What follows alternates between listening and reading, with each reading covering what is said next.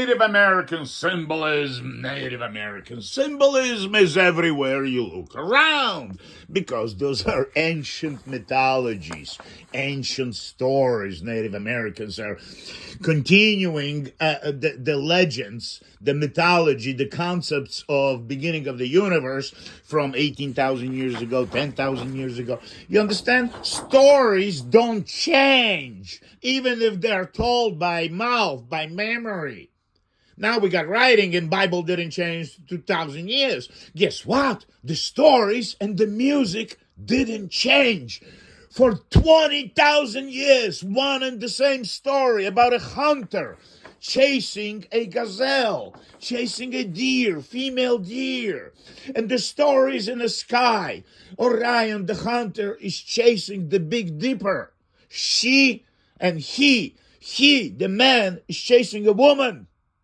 Of course he wants to eat. Of course he wants a household. Of course he wants a family.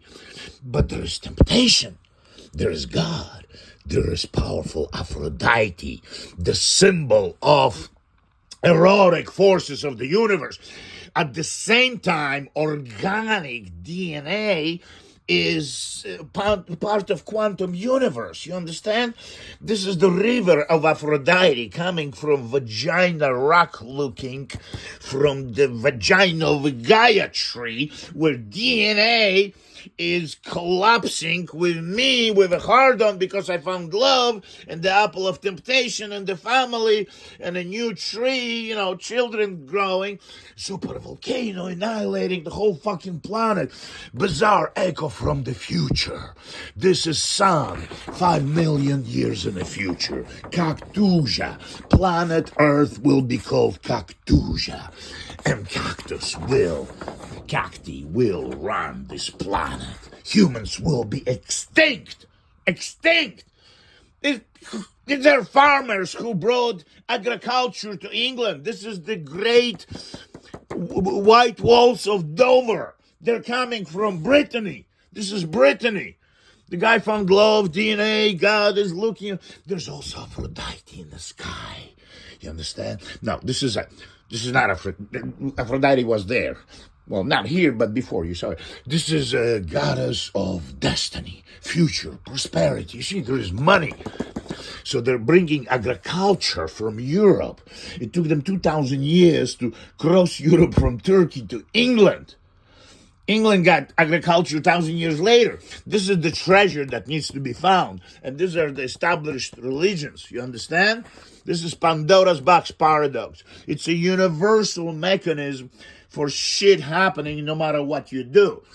This is a concept of cosmic traveler, which is basically reincarnation.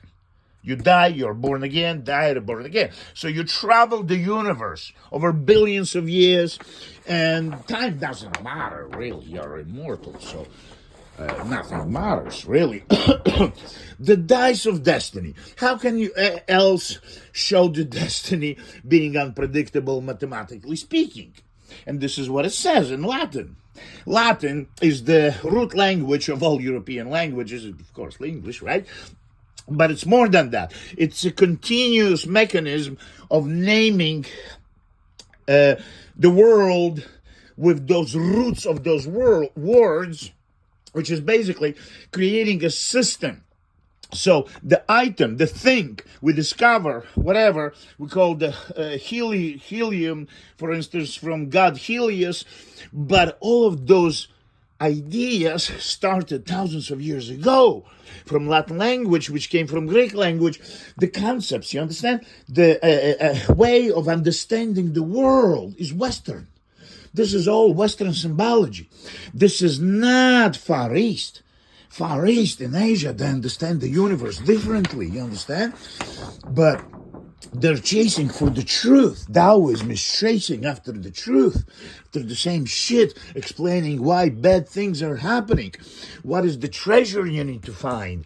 What is the concept of God? River of Aphrodite, the waterfall, and the sperm and eggs and broken hearts. You see, some hearts are broken and some are not broken. Well, that's Aphrodite. That's what happens. You fall in love and your heart is broken, right?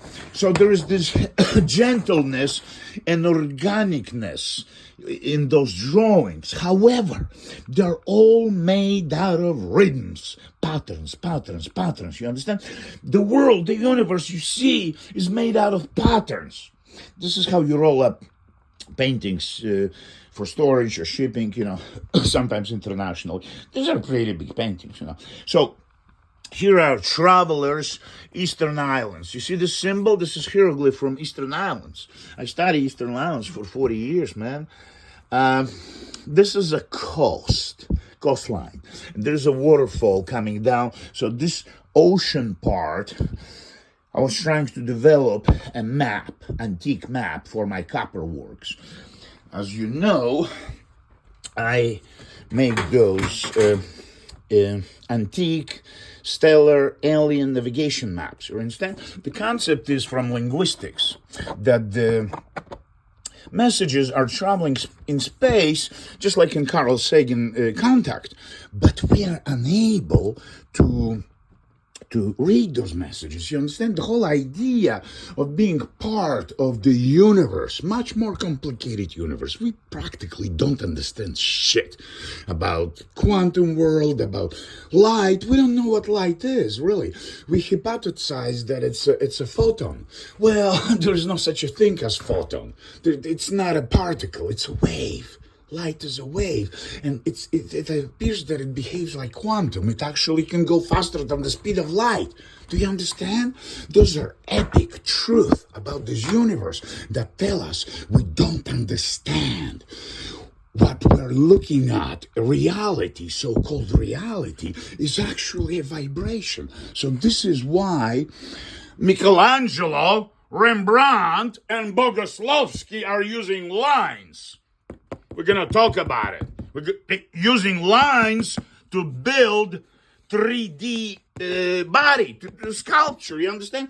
To sculpt space, you need lines, not fucking shades with your rubbing finger. No, by rubbing finger, creating a shade, you're destroying the paper. You're raping the paper. You're pressing too hard with your skin.